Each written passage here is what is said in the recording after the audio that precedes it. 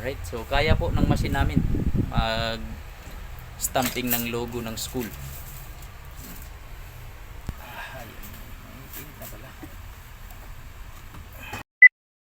Magandang umaga na naman po sa atin lahat.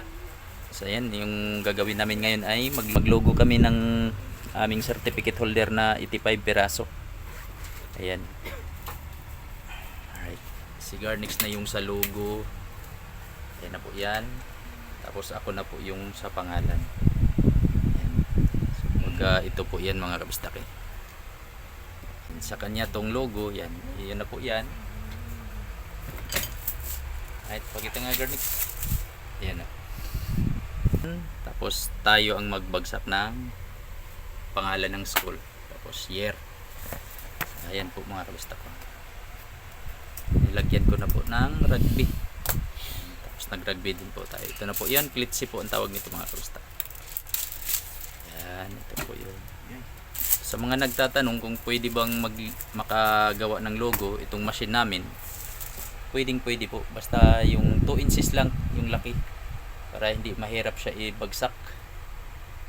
Hindi po tayo mahirapan maglogo pag 2 inches lang ang laki ng logo.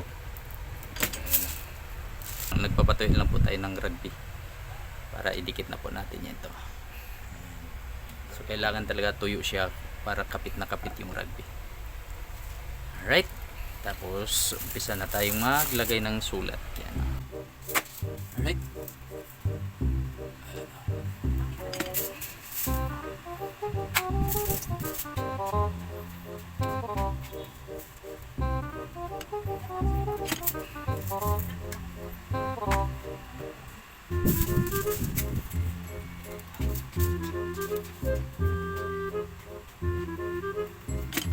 Dikit na.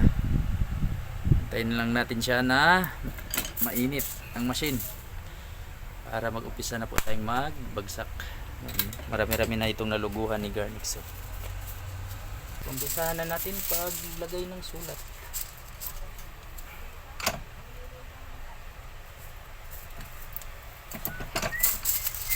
Okay tayo.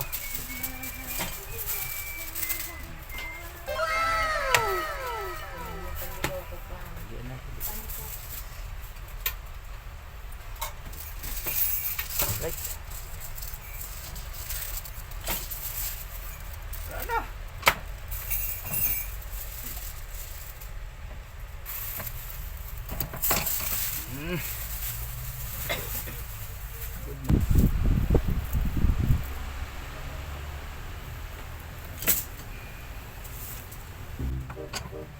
Pwede.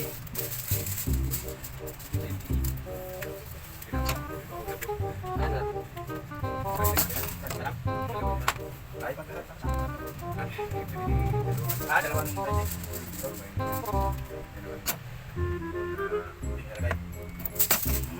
Init na tayo ang machine mga kabista. Tapos yan ang ayos na yan. Pwede na magkasama.